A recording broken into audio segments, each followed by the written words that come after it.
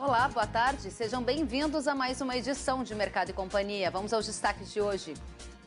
Governo aponta tendência de aumento no protecionismo e rigor com medidas sanitárias no comércio internacional. Em Mato Grosso, projeto de lei quer limitar as exportações de commodities agropecuárias do estado. Você vai ver também que o índice de confiança dos agricultores nos Estados Unidos atingiu o menor nível em 3 anos. E mais, a Farsul apontou que o câmbio adicionou cerca de R$ 25 por saca ao preço da soja no Brasil. E ainda, a Yara, multinacional de fertilizantes, afirma que a compra de insumos está acelerada. E nesta edição nós vamos saber qual é a tendência de preços de agora em diante. O Mercado e Companhia já está no ar. O índice de confiança dos produtores rurais dos Estados Unidos atingiu o menor nível em 3 anos, agora em abril. A preocupação com a pandemia da Covid-19, a queda nos preços das commodities e também os problemas na cadeia de suprimentos influenciaram na queda do otimismo dos agricultores. A pesquisa foi realizada pelo indicador conhecido como Barômetro da Economia Agrícola, da Universidade de Purdue, com o CME Group. 2/3 dos entrevistados disseram que estão preocupados ou muito preocupados com os impactos do novo coronavírus sobre a rentabilidade das fazendas. E 54% disseram que devem se inscrever em algum programa federal de assistência relacionado à pandemia. Um levantamento feito pela Federação da Agricultura do Rio Grande do Sul apontou que o preço da soja no Brasil está sendo influenciado pela alta do dólar, que, de fevereiro até agora, adicionou cerca de R$ 25 ao valor da saca. Segundo o economista-chefe da Farsul, Antônio da Luz, os atuais patamares nos portos brasileiros, como você acabou de ver agora ao redor de R$ 107 por saca, não refletem a realidade do mercado internacional, mas retratam sim o efeito do câmbio no mercado doméstico. Vamos ver. Esses preços nesses patamares, eles sinalizam para o mercado que está tudo muito bem, tudo muito maravilhoso. No agro do mundo inteiro, o setor vai muito bem e as coisas não são bem assim. Se nós olharmos nos Estados Unidos, por exemplo, nosso principal concorrente, o presidente Trump está despejando muito dinheiro de subsídio. Aliás, diga-se de passagem, se o Brasil estivesse fazendo 1/10 do que os Estados Unidos está fazendo em termos de subsídio para seus produtores, já teria caído o mundo aqui no Brasil. Fechado parênteses, hoje o preço lá nos Estados Unidos está abaixo do custo de produção. Para o nosso telespectador ter uma ideia, a cada 1 bushel produzido ou vendido nos Estados Unidos, os produtores americanos estão perdendo $1,19, ou seja, eles estão vendendo abaixo do custo de produção. E se nós pegássemos o preço da soja e aplicássemos uma taxa de câmbio do mês de janeiro deste ano, ou seja, antes de iniciar a pandemia aqui no Brasil, o preço estaria R$ 80 aproximadamente no Porto de Rio Grande. Ou seja, no interior, nas cidades do interior, esse preço estaria bem abaixo. Ou seja, abaixo de R$ 80. Só que não está 80, está R$106 o preço aqui. Justamente porque nós saímos de um câmbio de 4,19 para um câmbio de 5,60. Ou seja, essa mudança dos 4,19 para os 5,60 aumentaram em R$ 25, agregaram R$ 25 no preço da soja. Só que o produtor não planta câmbio, o produtor não planta pandemia. Então é bom ficar atento. A Secretaria da Agricultura, Pesca e Desenvolvimento Rural de Santa Catarina anunciou ontem que vai investir R$ 6.500.000 em crédito e subvenção de juros para produtores que tiveram perdas com a estiagem na região. Segundo o Centro de Socioeconomia e Planejamento Agrícola, os prejuízos passam de R$ 430 milhões, sobretudo nos setores de grãos, fruticultura, bovinocultura de leite. Nós vamos direto para Santa Catarina, onde vamos falar ao vivo com o secretário de Estado da Agricultura, Ricardo Gouveia, para tratar deste recurso com subvenção de juro para produtores afetados. Quais são as taxas de juros que vão vigorar e quando esse recurso vai chegar às mãos dos produtores? Seja bem-vindo, Ricardo. Obrigado, Kelly. Sem dúvida, dada a situação da estiagem em Santa Catarina, que se agravou muito desde o início do ano para cá, ela já vem com problema desde o ano passado, né? Nós lançamos alguns programas aqui via Secretaria da Agricultura com as empresas vinculadas à Secretaria para tentar minimizar esse impacto aos pequenos produtores, principalmente, né? Nós lançamos uma linha de crédito de até R$30 mil por produtor para pagamento em 5 anos sem juros, né? Para ele poder minimizar o impacto e fazer um capital de giro para ele, né? Uma subvenção dos juros que ele possa estar captando no mercado, uma subvenção de juros de 2,5% ao ano, que também tentar reduzir um pouco o custo desse recurso que ele possa estar no mercado, né? Quem já trabalha com o nosso Fundo de Desenvolvimento Rural aqui, né, que na verdade que é o que vai bancar tudo isso, e que já tem financiamento, também prorrogamos a data dos vencimentos de março, abril e maio para agosto.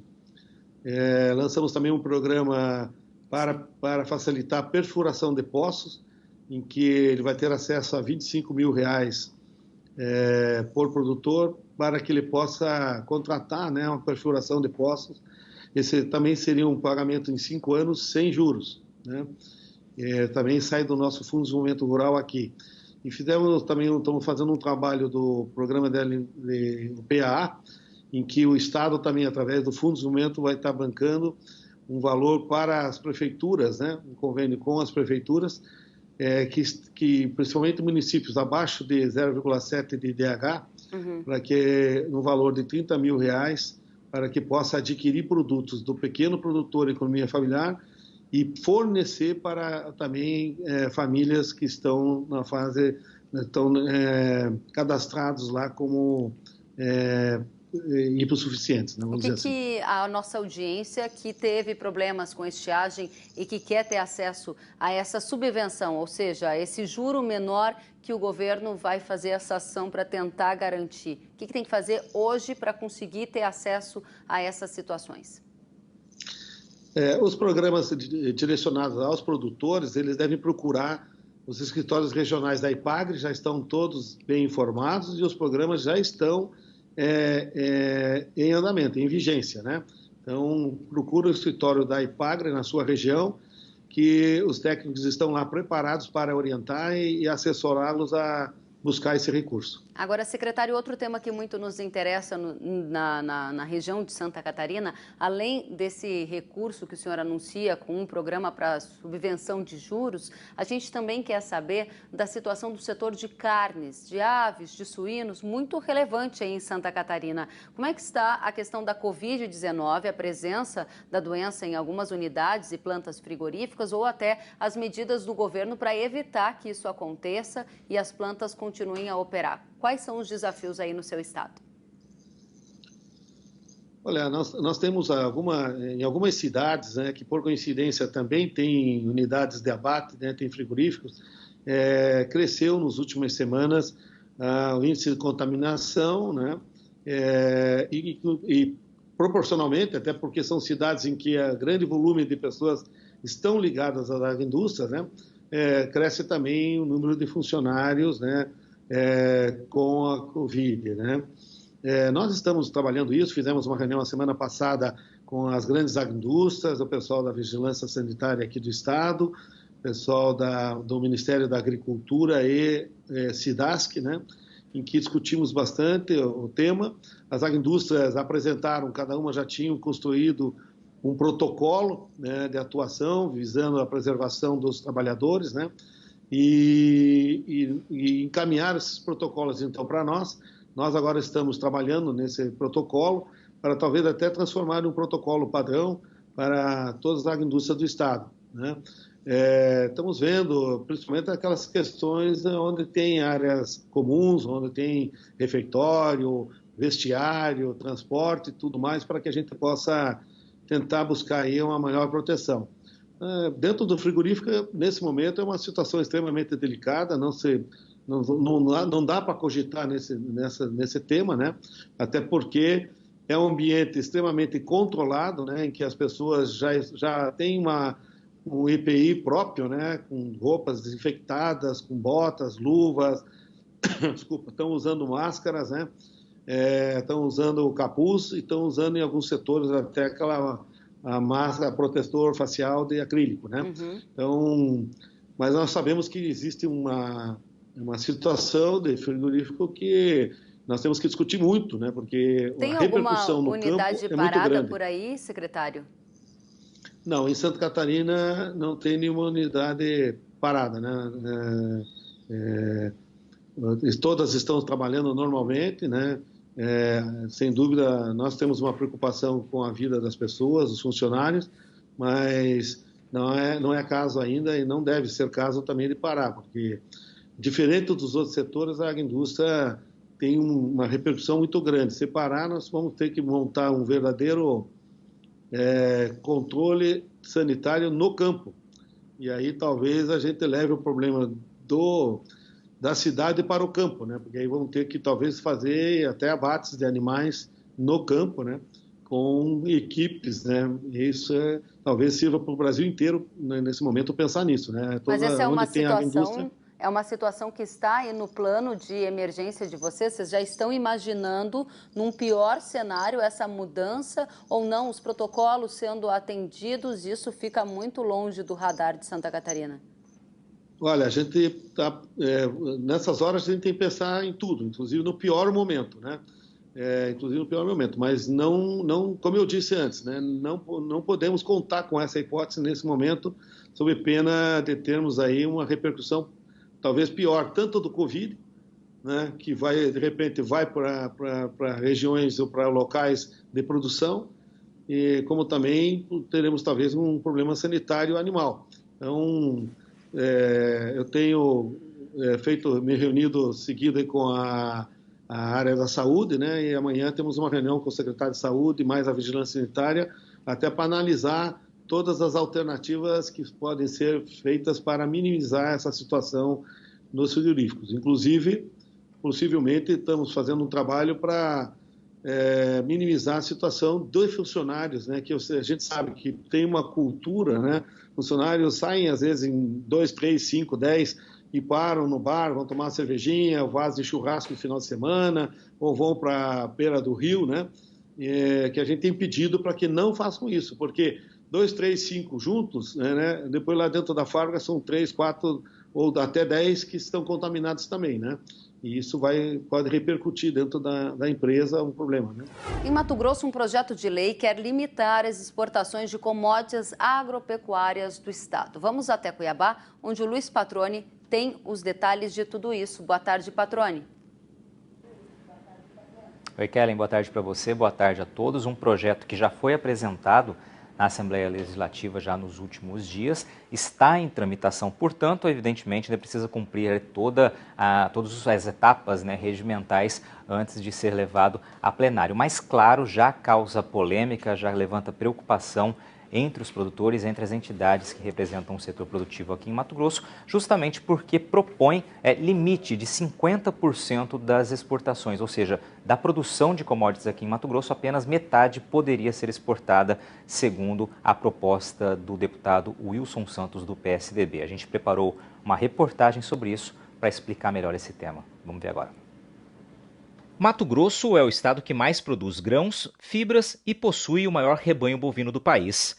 É no campo que está a principal força da economia, que é embalada também pelas exportações do agro. Só que essa presença de peso das commodities mato-grossenses no mercado internacional pode estar ameaçada por um projeto de lei que começou a tramitar na Assembleia Legislativa de Mato Grosso. O PL 349/2020 quer limitar em 50% da produção os volumes exportados de soja, milho, algodão, girassol e carnes bovina, suína e de aves. Na justificativa, o autor da proposta diz que, diante da pandemia do novo coronavírus, preocupa o volume de commodities que é destinado ao mercado externo e que é preciso repensar a respeito da exportação, enfatizando que estas vendas não podem comprometer o abastecimento interno. Em vídeo enviado ao Canal Rural, o deputado Wilson Santos amenizou e disse que o maior objetivo do projeto não é barrar a exportação, mas incentivar a industrialização e a geração de empregos em Mato Grosso. Nós apresentamos esse projeto para provocar uma discussão necessária ao Estado. Até quando o Mato Grosso vai se contentar com uma economia rigorosamente primária? Eu sou um defensor da industrialização do Estado. O Mato Grosso nunca reuniu tantos elementos necessários para dar uma mudança de patamar.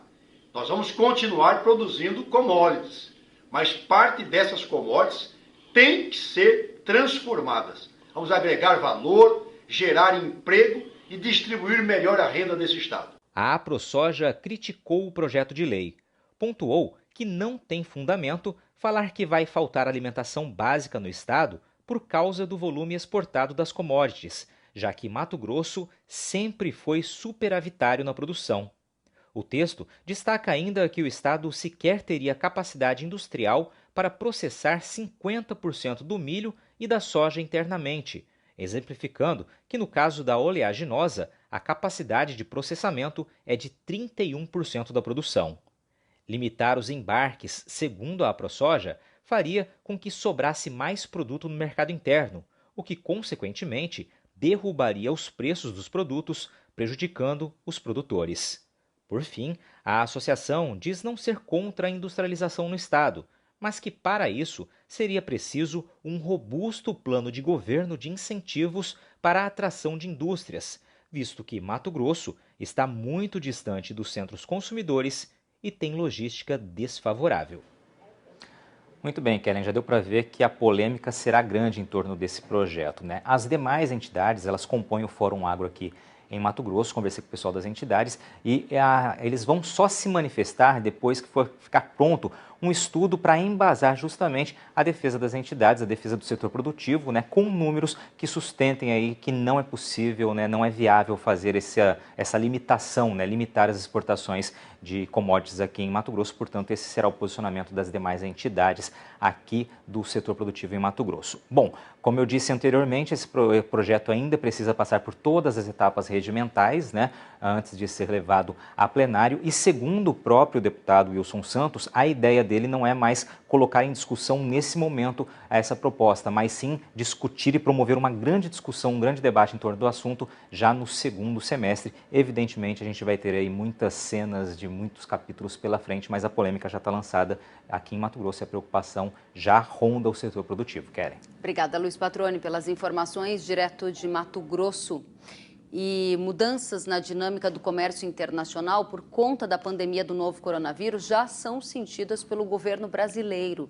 Na última semana, a ministra Tereza Cristina se reuniu por videoconferência com 23 adidos agrícolas do Brasil para entender quais são os cenários esperados daqui para frente. Preocupações se referem ao aumento do protecionismo e ao maior rigor com medidas sanitárias. O Ministério da Agricultura está em alerta. Enquanto alguns países tentam garantir a segurança alimentar durante o isolamento provocado pela pandemia do novo coronavírus, contando com todo o apoio externo possível, outros têm se fechado. Você está tendo hoje em dia alguns mercados que estão, por exemplo, proibindo exportações de algumas commodities, como trigo. Então, de forma a assegurar o abastecimento interno, esses países têm aberto, ampliado as opções de fornecedores. Isso nos ajuda. Mas nós temos também países que têm aproveitado a pandemia para elevar barreiras e buscar uma autossuficiência. Atenta a essa situação, a ministra Tereza Cristina solicitou aos 23 adidos agrícolas um panorama da situação atual e as perspectivas de mudanças no comércio internacional de alimentos. As contribuições foram reunidas em um documento. A maior parte dos adidos acredita que a partir de agora começa a se desenhar um cenário de oscilação. Ao temer o desabastecimento, muitos países podem se abrir para novas parcerias comerciais. Só que, ao mesmo tempo, preocupados em se fortalecer dentro de um conceito de soberania nacional e de incentivo à economia local, eles podem se fechar por meio de barreiras e tarifas quando for conveniente. O documento ainda traz preocupações sobre a possibilidade de governos aumentarem as políticas de subsídios para garantir a autossuficiência alimentar. Os adidos reforçam que o Brasil deverá se posicionar como um parceiro confiável e de longo prazo, a fim de garantir a manutenção dos mercados atuais e a permanência dos novos parceiros. Até porque a Organização Mundial de Comércio já estimou que as trocas internacionais sofrerão um recuo de 13% até o final de 2020. As recessões econômicas ainda devem fazer com que a média global da população empobreça. Por isso, produtos premium devem perder espaço. Por outro lado, a alimentação tem se tornado cada vez mais sinônimo de saúde. Os adidos acreditam que esse é o momento de refazer a imagem do agro brasileiro no exterior. É preciso mostrar que, por aqui, a produção de alimentos é segura e de qualidade. Nossa preocupação é justamente garantir que não haja um aumento das barreiras técnicas sanitárias e fitossanitárias e que a gente possa cada vez mais acessar novos mercados. Sentiu falta de algum conteúdo? Acesse canalrural.com.br.